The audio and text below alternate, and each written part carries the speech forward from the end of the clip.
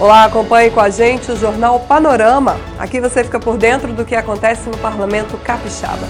Nesta edição você vai ver em destaque: denúncia recebida pela CPI dos maus tratos leva à prisão homem que se passava por veterinário.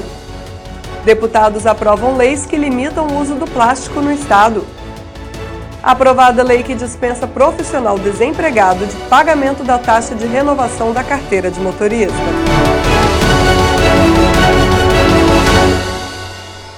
Acesso à moradia, restrição ao uso do plástico e título de capital da Muqueca Capixaba são algumas das matérias aprovadas no segundo dia de trabalho dos deputados desta semana. A repórter Patrícia Bravin tem os detalhes. Nesta terça-feira, os deputados aprovaram 5 projetos de autoria parlamentar. O primeiro, de iniciativa do deputado Marcelo Santos, concede ao município de Anchieta o título de capital estadual da Muqueca Capixaba. O deputado Dr. Emílio Mameri teve 2 projetos aprovados. Ambos tratam da redução do uso de plásticos. Um deles regulamenta a questão na rotina da Assembleia Legislativa. Já o outro proíbe os copos descartáveis em bares e restaurantes. Naturalmente, esses copos plásticos, copinho de café plástico, eles serão substituídos, e nós já temos exemplo em outros lugares do mundo, por material descartável, biodegradável e materiais de utilização assim permanente, que possam substituir esses copos de café e de água, de refrigerante que são usados normalmente, com vantagem significativa para o meio ambiente. Dentre as prioridades do Fundo de Redução das Desigualdades Regionais, foi aprovada a inclusão de medidas que ampliem o acesso à moradia de famílias em situação de vulnerabilidade social. Torna explícito na lei, em primeiro lugar, que esses investimentos são tanto para a área urbana quanto rural. Em segundo lugar, ela torna também mais clara a redação de não apenas dizer para pessoas de baixa renda, mas ela estabelece pessoas que têm como renda até 3 salários mínimos. E a terceira questão, ela amplia, porque no projeto original seria a construção de casas exclusivamente. Nós ampliamos para a pessoa poder fazer ou ampliação no seu imóvel ou fazer uma reforma, que tem muitos imóveis que estão precisando de reforma. E o 5º projeto aprovado na tarde desta terça-feira é de autoria do deputado Chambinho e isenta os motoristas profissionais desempregados da taxa de renovação da carteira de habilitação. No país nós temos hoje um quadro de 13 milhões de pessoas desempregadas e no estado do Espírito Santo não é diferente. Esse quadro varia de 280 mil pessoas a 300 mil pessoas desempregadas. E esse projeto de lei ele vem favorecer a quem? Aquele desempregado profissional, motorista profissional que tem a carteira de habilitação e está desempregado há mais de 6 meses. Ele vai ter direito à isenção para poder estar renovando a sua habilitação e estar entrando dentro do mercado de trabalho novamente. Ou seja, ele está desempregado, aquele pai de família que está desempregado, não tem condições nem de botar um alimento dentro da sua casa, muito menos ele tem condições hoje de pagar as taxas para renovar a sua habilitação. É uma forma de incentivo para que ele possa renovar a sua habilitação e voltar para o mercado de trabalho e exercer a sua função. Homem que se passava por médico veterinário foi preso em flagrante na casa onde atuava, em um bairro da Serra. O acusado e as provas reunidas foram encaminhados para a Assembleia e de lá seguiram para a Delegacia de Meio Ambiente. O homem foi acusado da prática de falsidade ideológica e também será investigado por outros crimes. Uma denúncia recebida pela CPI dos maus tratos aos animais e encaminhada à Delegacia de Meio Ambiente culminou na prisão de um falso médico veterinário que atuava na Serra. Em cumprimento de mandado de busca e apreensão, o suposto veterinário foi preso em flagrante pela Polícia Civil no bairro Morada de Laranjeiras. Na casa foram encontrados medicamentos, instrumentos cirúrgicos, receitas e um carimbo falso do Conselho Regional de Medicina Veterinária do Rio Grande do Norte.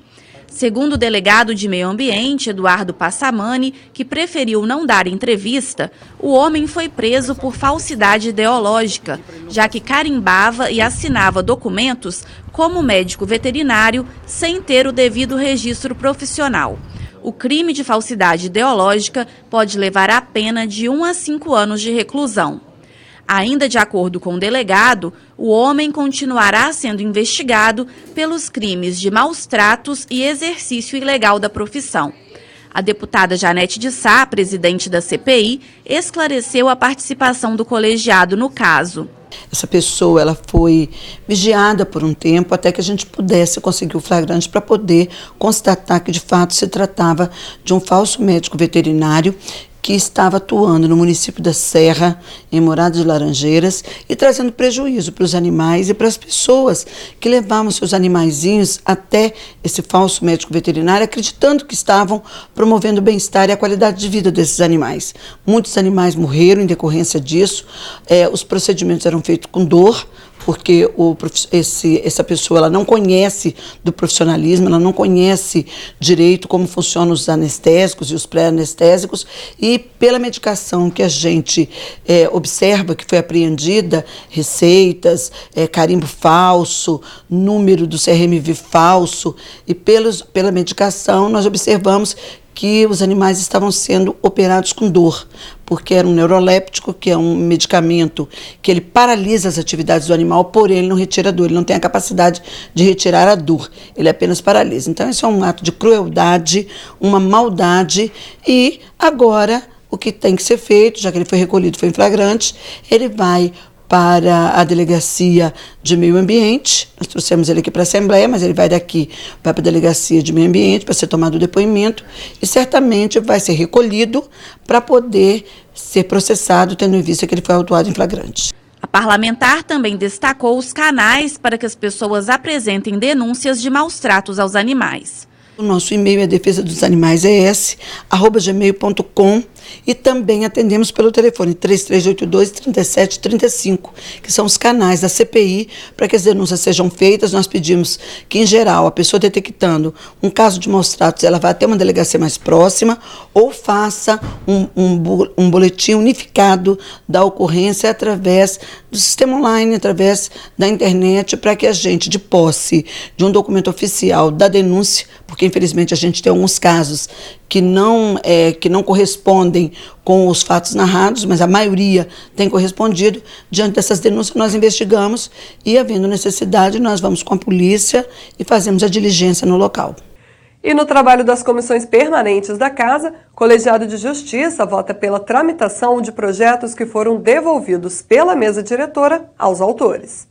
Entre as matérias declaradas constitucionais pela Comissão de Justiça estão 8 projetos que receberam pareceres contrários à tramitação por parte da presidência da Casa. O presidente do colegiado, deputado Gandini, falou sobre a rejeição desses pareceres e sobre a importância do trabalho da comissão na análise das matérias que podem se tornar leis estaduais. Sempre que há dúvida em relação a se a matéria é constitucional ou não, apesar de ter recebido o despacho denegatório da mesa, a gente tem priorizado a discussão. Então, a ideia, quando a gente rejeita um despacho denegatório aqui, é que a matéria possa ser discutida, receber um parecer da Procuradoria da Casa, que é mais fundamentado, e que a gente possa dar o direito ao deputado discutir a matéria no plenário dessa comissão. O colegiado também aprovou a realização de audiência pública para discutir o projeto de lei que cria a carteira de identificação do autista. Foi um pedido das associações, eles entendem por ser muito importante ter essa identificação do autista, né, no Estado do Espírito Santo, por ser uma matéria que está sendo discutida não só aqui no Estado do Espírito Santo, existem estados que já foram aprovada a lei, outros que têm o entendimento que a lei seria inconstitucional, então Por essa dificuldade ainda do entendimento, a gente vai realizar essa audiência pública, até para que as pessoas manifestem a importância dessa lei, para a gente entender não só a letra da lei, mas entender a importância dela, o impacto na vida das pessoas, quando essa lei passa a vigorar, o que ela faz na vida das pessoas. Convidados da Comissão de Saúde falaram sobre 2 problemas que afetam grande parcela da sociedade: o câncer de intestino e a destinação final dos corpos de animais domésticos. A importância do descarte correto de resíduos animais e a prevenção do câncer coloretal foram abordados nas reuniões do Colegiado de Saúde e Saneamento. Como convidados, o empresário Wesley Bastos e a médica Rosiana Valéria de Assis, diretora do Centro Avançado de Gastroenterologia e Endoscopia. O empresário recomendou a cremação dos animais mortos e explicou que, segundo a Organização Mundial da Saúde, a destinação correta de dejetos e cadáveres dos bichos é uma questão de saúde pública, pois muitas enfermidades são transmitidas pelo contato direto ou indireto com os animais. A morte, ela pode vir por diversos motivos. É uma morte infecto-contagiosa, ela pode transmitir doenças ou uma morte natural. Diante disso, é procurar os órgãos de zoonose, os centros de zoonose ou empresas especializadas, clínicas, veterinárias que possam dar um diagnóstico do motivo realmente dessa morte ter ocorrido. E ao final dar a destinação correta, né, de maneira com que o motivo dessa morte não venha trazer prejuízos para a saúde pública. Contaminação do solo, contaminação de animais silvestres, de crianças, de outros animais e de cidadãos. A especialista em gastroenterologia, Rosiana de Assis, alertou para o aumento de mortes provocadas pelo câncer coloretal, um dos tipos que mais matam no Brasil. Nós temos hoje no Brasil cerca de 36 mil novos casos de câncer e também de mortalidade em torno de 18 mil mortes por câncer. Isso é muito preocupante e nós temos visto aqui no Espírito Santo um aumento dessa incidência no estado como um todo, mas principalmente na cidade de Vitória, onde nós temos aí uma estatística de 27 novos casos de câncer de intestino por cada 100 mil habitantes. E é uma doença que é prevenível, uma alimentação rica em fibras, folhas verdes, frutas, atividade física, são fatores preveníveis, mas o mais importante é que a partir dos 45 anos todas as pessoas se conscientizem que são de risco médio e que iniciem um programa de prevenção. Isso pode ser feito através de uma pesquisa de sangue oculto, que você faz anualmente, durante um período de 10 anos, você reduz em torno de 16% até 30% no máximo a mortalidade, a chance de falecer pelo câncer de intestino, e o ideal mesmo é, a partir dos 45 anos, fazer uma endoscopia do intestino grosso, que é uma colonoscopia, que é um exame que você introduz um aparelho no reto e examina todo o intestino grosso após uma lavagem do intestino. Esse exame permite a detecção de um pólipo, que é uma lesão benigna, que pode se malignizar. Esse exame ele detecta e retira o pólipo antes do câncer aparecer. O deputado Emílio Mameri falou sobre a iniciativa do colegiado em tratar do assunto, ajudando na conscientização da população sobre a importância do diagnóstico.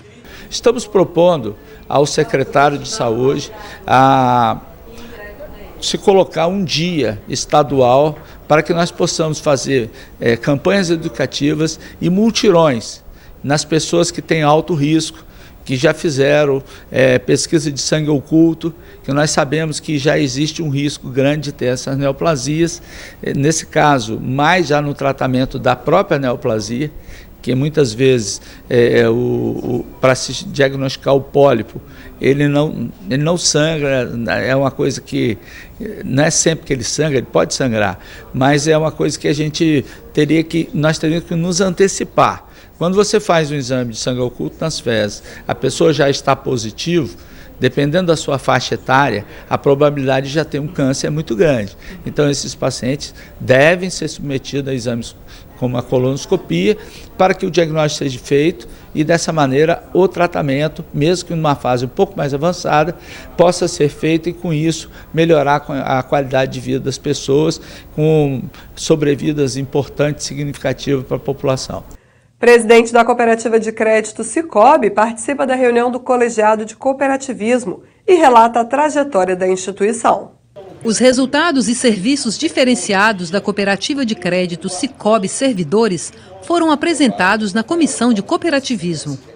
Criada em 1996 com o nome Copjude, a Sicoob Servidores atendia aos funcionários do Poder Judiciário, mas em 2006 abriu seu estatuto para todos os servidores públicos estaduais no Espírito Santo. Hoje os cooperados fazem parte da cooperativa, eles são donos, a gente não procura ter lucro, a gente procura ter um resultado e sobra para a cooperativa. E o que isso é traduzido? Que o que a cooperativa produz e faz de resultado e da sobra dela é convertido aos nossos cooperados. E isso o que tem nos trago? Melhorias, uma melhor condição nos cooperados em termos de todos os serviços e produtos, com as melhores taxas que a gente pode ter no mercado, porque a gente não está visando o lucro. O presidente do colegiado destacou os benefícios que a cooperativa de crédito proporciona aos cooperados. O cooperado ele é dono da própria agência, ele é dono do próprio sistema e ele participa de maneira, inclusive, lucrativa nos trabalhos bem feitos que o sistema faz. Por exemplo, quanto mais você opera no sistema, tanto contraindo lá um serviço, um financiamento, por exemplo, ou um depósito, ou fazendo um movimento de capital de giro na sua conta corrente, isso tem percentuais que vão para a sua conta capital, que é chamado capital social que toda cooperativa tem. E o que significa isso? Isso fica acumulado, é como uma poupança que vai para a conta do próprio cooperado e amanhã, se o cooperado ele quiser, por exemplo, sair da cooperativa, não quero ser mais cooperado, ele tem o direito de sair e, inclusive, ele leva esse capital que está acumulado na área social dele. Isso é uma grande vantagem de participação, é uma grande prova de que você é dono da cooperativa e que você participa com um percentual de lucros e de rendimento naquilo que você mesmo gera dentro do sistema e dentro da própria cooperativa. O Jornal Panorama de hoje vai ficando por aqui. Mais informações sobre as atividades do Legislativo você encontra em nosso site e em nossas mídias sociais. Obrigada pela companhia de sempre e continue ligado na TV Assembleia, o seu canal cidadão.